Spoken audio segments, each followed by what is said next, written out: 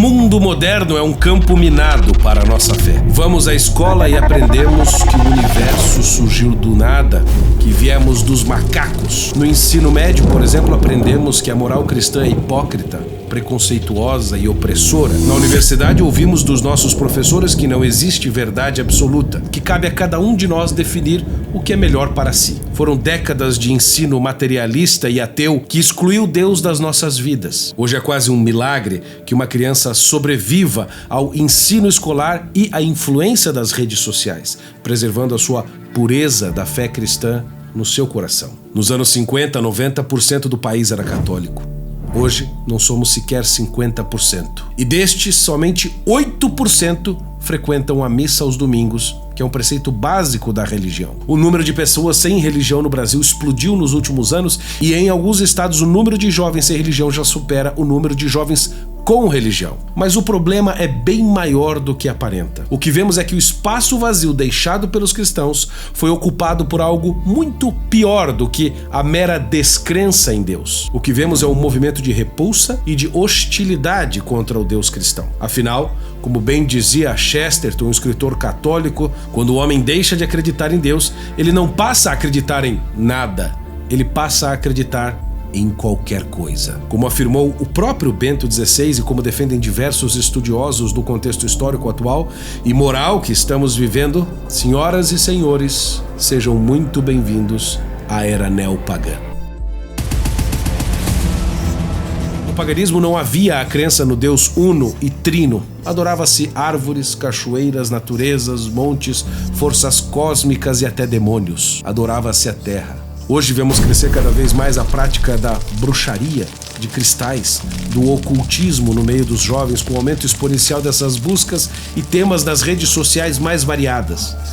Vemos também um aumento da força do satanismo, de clubes satânicos adentrando nas escolas, principalmente nos Estados Unidos, que é um grande megafone de ideias para o resto do mundo. No paganismo, as mães sacrificavam os seus filhos aos deuses. Hoje, mais de 1 milhão de mulheres arrancam seus filhos só nos Estados Unidos no ano de 2022. No paganismo, os cristãos eram perseguidos, levados diante de tribunais, presos, até torturados e depois mortos como espetáculo. Hoje, crucifixos são removidos, retirados de repartições públicas, padres são processados por pregar a verdade e a Bíblia está sendo removida e proibida das escolas. Qualquer semelhança não é mera coincidência. Bom, como disse o grande escritor Dostoiévski, se Deus não existe, tudo é permitido.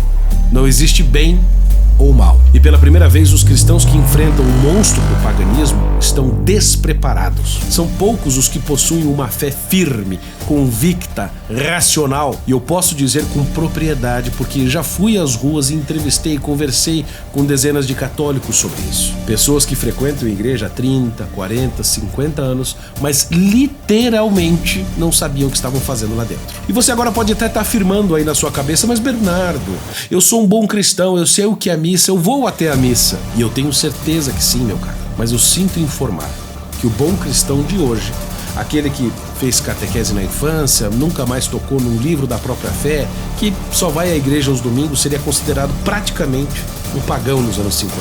A maioria dos cristãos daquela época dominava realmente os fundamentos da sua fé. Eles influenciavam positivamente seu círculo de amigos, venciam debates, criavam filhos verdadeiramente católicos e bem formados. Era uma fé que era vivida de forma pública no mundo, nas ruas, nos clubes, nos tribunais, nos jornais, nas escolas e nas casas. Mas hoje o nível está baixo. Desaprendemos a defender os pilares da nossa própria fé. De onde veio o homem? O mundo. Há provas históricas da existência de Jesus, da sua ressurreição? Se sim, quais? Deus realmente existe? Quais são as provas? Todas as religiões são verdadeiras, são falsas? Por quê? Pense numa resposta para a seguinte pergunta: por que você é cristão? Por que você não é de outra fé?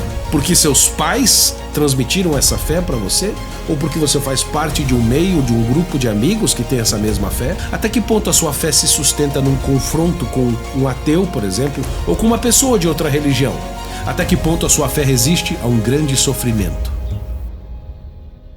Saiba, se você é cristão e não tem respostas firmes e racionais na ponta da língua, você faz parte do problema e não da solução. Estais sempre preparados para responder a qualquer pessoa que vos questionar quanto à esperança que há em vós. Já somos minoria no Brasil. E a previsão é de que continuemos a piorar, sendo cada vez mais oprimidos, silenciados, perseguidos, não apenas pelo pensamento ateísta, mas por crenças malignas, nefastas, ocultistas, que são absolutamente contrárias ao cristianismo. Somos como uma casa abandonada e vandalizada, uma espécie de navio fantasma, com pilares rachados e prestes a cair. Agora, como salvar uma casa condenada? É isso que nós vamos fazer. Ou melhor, é isso que você vai fazer. Você, como cristão, tem de saber explicar e defender a existência de um único Deus. Defender a divindade de Jesus Cristo e a sua ressurreição. Explicar como não podem todas as religiões serem verdadeiras. É aí que está o segredo. Uma fé racional, convicta, firme, com fundamentos sólidos. Um fundamento tão bem alicerçado que ao longo dos séculos forjou cristãos dispostos a morrer pela sua fé. E você? Tem esses fundamentos? Numa era neopagã, meus caros, só permanecerá de fato de pé e só poderá ser sustento aos que estão ao seu redor a pessoa que tiver firme os seus fundamentos, que tiver na ponta da sua língua uma resposta estruturada, bem fundamentada a todo ataque e a toda mentira contra a fé cristã que se levanta contra a crença em Deus. Aquele que souber defender a própria fé. E se você quer ser um deles, é hora de começar o trabalho.